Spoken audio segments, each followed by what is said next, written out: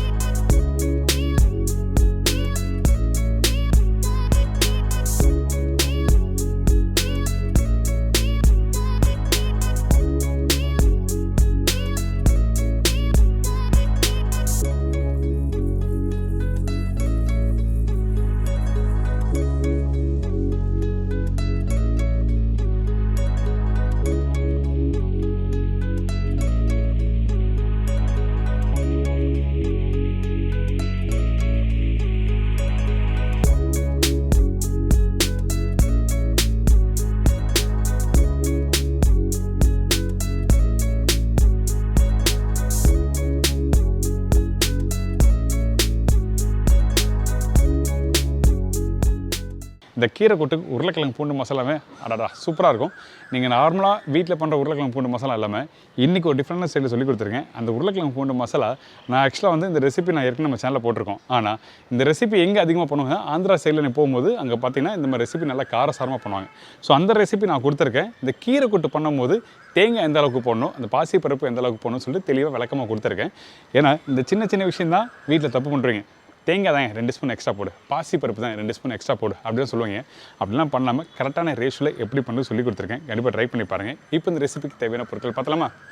கீரை பெரிய கட்டு 1 நம்பர், வேக வச்ச பாசி பருப்பு 3லேருந்து 4 டேபிள் ஸ்பூன், தேங்காய் பத்தை 3 நம்பர், பெரிய சைஸ் வெங்காயம் 1, பெரிய சைஸ் தக்காளி 2 நம்பர், இடிச்ச பூண்டு 10 பல்லு, காய்ந்த மிளகாய் 6லேருந்து 8 நம்பர், மஞ்சத்தூள் 1/4 teaspoon, Kashmiri chilli powder 3/4 teaspoon, தனியா பவுடர் 1 டீஸ்பூன், கருவேப்பிலை தேவையான அளவு, கொத்தமல்லி தேவைக்கேற்ற, சீரகம் 1/2 டீஸ்பூன், கடுகு தாளிப்புக்கு தேவையான அளவு, உப்பு தேவைக்கேற்ற, ஆயில் ஃபார் குக்கிங், நெய் 1லேருந்து 2 டீஸ்பூன். இதாங்க இந்த ப்ரிப்பரேஷன் தேவையான பொருட்கள். இந்த கீரை கூட்டு பண்ணுறதுக்கு தேங்காவை நம்ம அரைச்சிட்றோம். இந்த தேங்காய் அரைக்கும் போது கொஞ்சமாக சீரகம் தண்ணி ஊற்றி அரைச்சிட்றோம். அதிகமான சீரகம் வேண்டாம், 1/2 டீஸ்பூன் சீரகம் சொல்லியிருக்கேன்ல, அதில் 1/4 டீஸ்பூன் அரைக்க யூஸ் பண்ணிக்கோங்க. இதுக்கப்புறம் தண்ணி ஊற்றி நல்லா அரைச்சிட்றோம். அரைக்கும் போது ரொம்ப ஃபைன் பேஸ்ட்டாக வேண்டாம், அட்லீஸ்ட் ஒரு 90% அளவுக்கு நீங்கள் அரைச்சா மட்டுமே போதும். ரொம்ப ஃபைன் பேஸ்ட்டாக அரைச்சிங்கன்னா கூட்டு ப்ரிப்ரேஷன் நல்லா இருக்காது. ஒரு கிரேவி ப்ரிப்ரேஷன் பண்ணிங்கன்னா நல்லா ஃபைன் பேஸ்ட்டாக இருக்கலாம். ஆனால் இந்த மாதிரி கூட்டுக்கு 90% அளவுக்கு அரைச்சா மட்டுமே போதும். அதாவது இந்த மாதிரி. இதுக்கப்புறம் இந்த மண்சட்டில் கொஞ்சமாக எண்ணெய் ஊற்றிருக்கேன். அந்த எண்ணெய் சூடான பிறகு கடுகு போட்டிருக்கோம். அந்த கடுகு நல்லா பொரிஞ்சு வர டைமில் சீரகம் போட ஆரம்பிங்க. அதுக்கப்புறம் காஞ்ச மிளகாய்,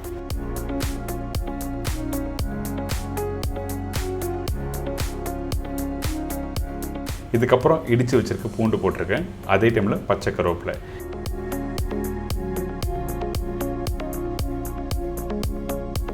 இந்த வதங்கி வர டைமில் இன்னொரு முக்கியமான விஷயம், கவனிக்க வேண்டிய விஷயம் என்னன்னா, அந்த பூண்டு இருக்குது பார்த்தீங்களா, அந்த வெங்காயம் போடுறதுக்கு முன்னாடி கொஞ்சம் லைட்டாக அந்த கோல்டன் ப்ரௌன் கலர் வந்துருக்கணும். அப்போ தான் உங்களுக்கு வந்து சாப்பிடும்போது நல்லாயிருக்கும், அந்த ஃப்ளேவர் நல்லா எடுத்து கொடுக்கும். அதனால் இந்த பூண்டு போட்ட பிறகு கொஞ்சம் லைட்டாக அந்த வதங்கி வர டைமில் வெங்காயத்தை போட ஆரம்பிங்க.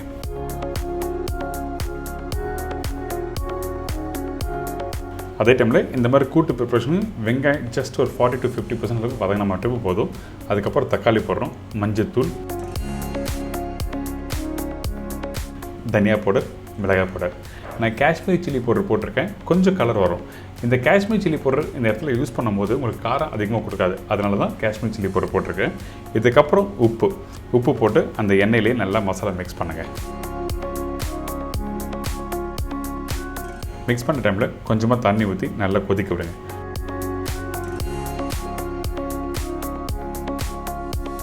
அதுக்கு பிறகு அரைச்சி வச்சுருக்க தேங்காய் பேஸ்ட் போட்டிருக்கோம்.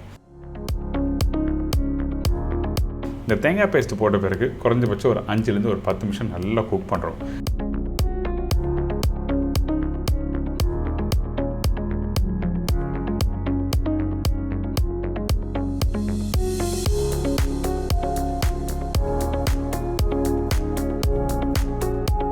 குக் பண்ணி முடித்த பிறகு பாசி பருப்பை யூஸ் பண்ணலாம். இப்போ பாருங்கள், இந்த தேங்காய் குக் பண்ண அந்த கெட்டியான ஒரு டெக்ஸ்டர் வந்திருக்கா இந்த மாதிரி தான் வந்திருக்கணும். எதுக்காக தேங்காய் ஃபஸ்ட்டு நல்லா குக் பண்ணிட்டு யூஸ் பண்ண சொல்கிறேன் கேட்டிங்கன்னா, தேங்காய் பொறுத்த வரைக்கும் எந்தளவுக்கு நல்லா குக் பண்ணலோ அந்தளவுக்கு டேஸ்ட் நல்லா எடுத்து கொடுக்கும், அந்த கெட்டியான ஒரு டெக்ஸ்டர் கொடுக்கும். அதனால தான் தேங்காவை குக் பண்ணிவிட்டு அடுத்த ஸ்டேஜ் போகணும்னு சொல்கிறேன். இதுக்கப்புறம் பாசிப்பருப்பு போட்டிருக்கோம். இந்த பாசிப்பருப்பு கரெக்டாக ஒரு 3-4 டேபிள் ஸ்பூன் சொல்லியிருக்கேன்ல, டேபிள் ஸ்பூன்னா ஃபுல்லாக எடுத்து போடணும். அந்தளவுக்கு குவான்டிட்டி போட்டால் தான் உங்களுக்கு அது கரெக்டான ஒரு ஸ்மூத்தான டெக்ஸ்டர் கொடுக்கும். ஏங்கிட்டனா நீங்கள் கீரை கட்டினாவே ரொம்ப பெருசான ஒரு கட்டு தான் வாங்குவீங்க. அந்த குவான்டிட்டிக்கு கரெக்டான மெஷர்மெண்ட்டில் கொடுத்துருக்கேன். இந்த பருப்பு போட்ட பிறகு திருப்பி ஒரு 2 நிமிஷம் நல்லா குக் பண்ணுங்கள். குக் பண்ணி முடித்த பிறகு ஏற்கனவே கட் பண்ணி க்ளீன் பண்ணி வச்சுருக்க இந்த அரைக்கீரை போடுறேன்.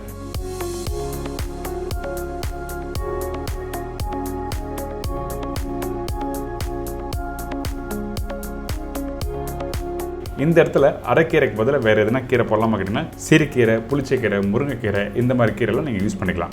சிறுகீரை போட இன்னும் கொஞ்சம் ஸ்மூத்தாக இருக்கும். நான் அரைக்கீரை இன்றைக்கி போட்டு பண்ணுறேன். அரைக்கீரை பொறுத்த வரைக்கும் கொஞ்சம் கீரை முழுசாகவே தெரியும்.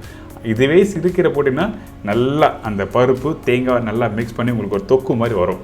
அப்படி வேணால் நீங்கள் ட்ரை பண்ணி பார்க்கலாம்.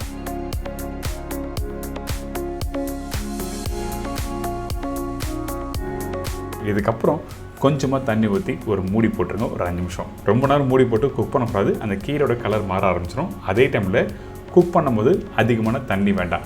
ஏங்கிட்டனா தண்ணி விட ஆரம்பிக்கும் இந்த கீரை. அதனால தான் கொஞ்சமாக தண்ணி ஊற்றணும்னு சொல்கிறேன். இப்போ பார்த்தீங்களா, இந்த கீரை ஆல்மோஸ்ட் ரெடி ஆகிடுச்சு. இந்த இடத்துல நம்ம என்ன பண்ணுறோம், கடைசியாக நெய் கொஞ்சம் போட்டு நல்லா மிக்ஸ் பண்ணிவிட்டு இதை அப்படியே சுட சுட சாதத்தோடு போட்டு மிக்ஸ் பண்ணி சாப்பிடும்போது ரொம்ப நல்லாயிருக்கும். நிறைய பேர் வீட்டில் குழந்தைங்களுக்கு என்ன பண்ணுவீங்க, நெய் சோறு போடுவீங்களேன். அந்த டைமில் இந்த மாதிரி கீரை போட்டு கொஞ்சம் நெய் போட்டு மிக்ஸ் பண்ணி சாப்பிட்டு பாருங்களேன், சூப்பராக இருக்கும்.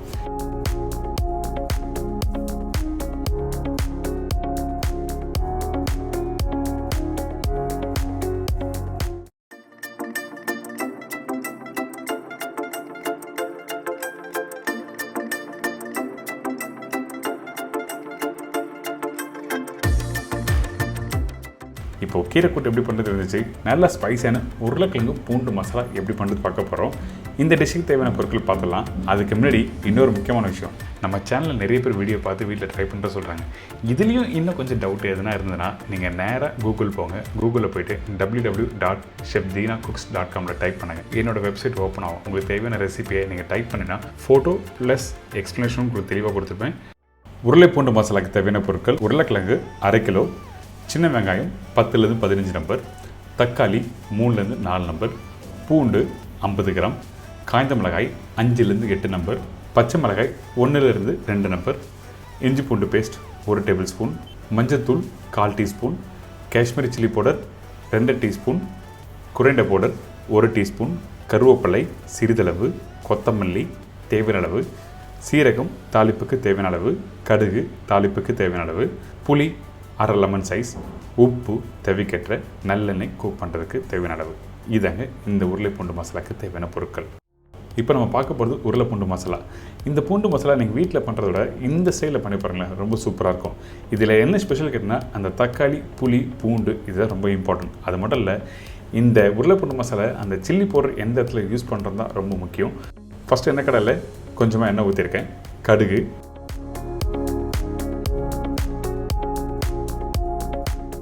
சோம்பு,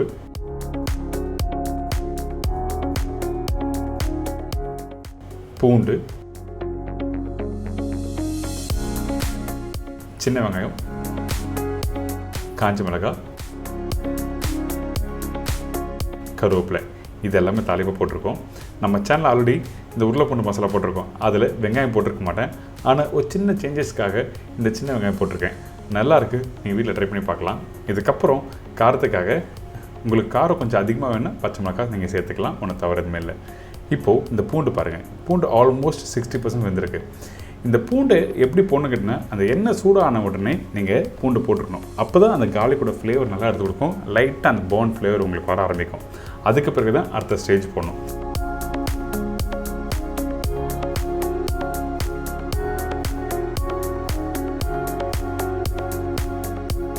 அதுக்கப்புறம் பொடிசை கப் பண்ணி வச்சுருக்கேன். இந்த தக்காளியும் போட்டிருக்கேன். இதுக்கப்புறம் பவுடர் மசாலா போடுறோம். மஞ்சத்தூள், காஷ்மீரி சில்லி பவுடர், தனியா பவுடர். காஷ்மீரி சில்லி பவுடர் எதுக்காக இந்த இடத்துல யூஸ் பண்ணுறதுன்னா, நல்ல ரெட்டிஷ் கலர் எடுத்து கொடுக்கும். அதே டைமில் 2 டீஸ்பூன் போதும் காரத்துக்கு. இதுக்கப்புறம் நம்ம என்ன பண்ணுறோன்னா இந்த எண்ணெயிலே இந்த மசாலா நல்லா வதக்க ஆரம்பிக்கிறோம். வதக்கி முடித்த பிறகு தண்ணி ஊற்றுறோம். அதுக்கு முன்னாடி கொஞ்சம் உப்பு போட்டுக்குங்க.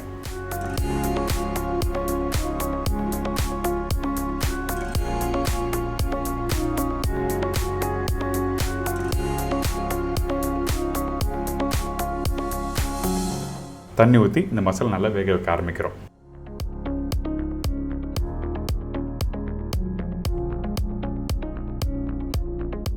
நல்லா வேக வைக்க ஆரம்பிக்கிறோம். இந்த மசாலா பச்சை வாசனை போன பிறகு தக்காளி தூக்கு இருக்கும்ல, அந்த மாதிரி டெக்ஸ்சரில் வந்திருக்கும், நல்ல ரெட்டிஷ் கலரில். இதுக்கப்புறம் வேக வச்சு உருளைக்கிழங்கு போட போகிறோம்.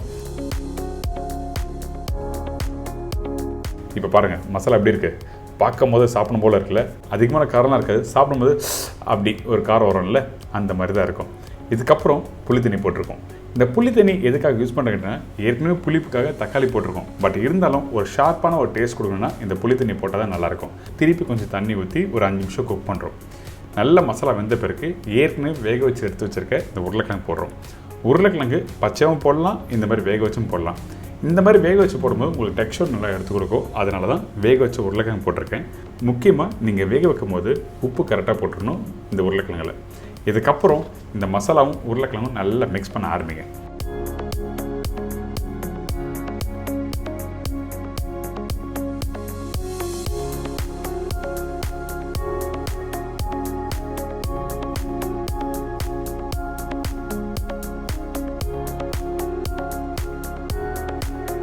மிக்ஸ் பண்ணி முடித்த பிறகு இந்த மசாலாவில் 1-2 பெரிய உருளைக்கிழங்கு இருக்கும் பார்த்தீங்களா, அந்த மாதிரி கிழங்கு இருந்தால் லைட்டாக மேஷ் பண்ணுங்கள் உங்களோட கரண்டி வச்சு.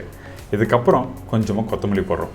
அதுக்காக எல்லா உருளைக்கிழங்கும் மேஷ் பண்ண வேண்டாம், பெருசாக இருந்தால் மட்டும்தான். ஏன் கேட்டேன்னா அந்த உப்பும் காரம் கொஞ்சம் அந்த பெரிய கிழங்குல சரியாக தெரிய வராது. அதனால தான் கொஞ்சம் லைட்டாக மேஷ் பண்ணி சாப்பிடும்போது நல்லாயிருக்கும்.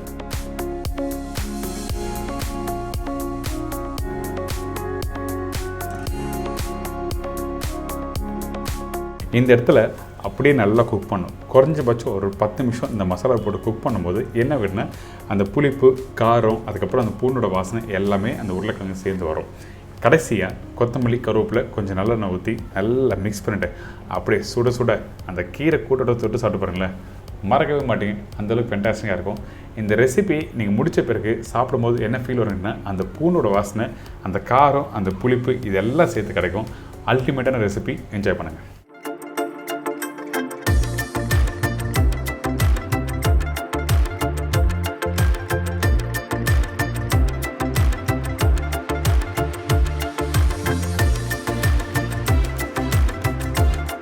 மக்களே, இப்போலாம் தெரிஞ்சிருக்கோம் கீரை கூட்டு எப்படி பண்ணணும், எப்படி பண்ணக்கூடாதுன்னு சொல்லி விளக்கமாக கொடுத்துருக்கேன். அதே மாதிரி இந்த உருளைப்பூண்டு மசாலா, இந்த உருளைப்பூண்டு மசாலா நான் சொன்ன மெத்தடில் ட்ரை பண்ணி பாருங்களேன். நீங்கள் நார்மலாக மசாலா ஸ்டைலில் சாப்பிட்றதுக்கும் இந்த மசாலா மெத்தடில் சாப்பிட்றதுக்கும் சூப்பராக இருக்கும். இதே மாதிரி நாளைக்கு இன்னொரு இன்ட்ரெஸ்டிங் ரெசிபி சந்திக்கிறேன். நன்றி, வணக்கம். See you, bye bye, take care.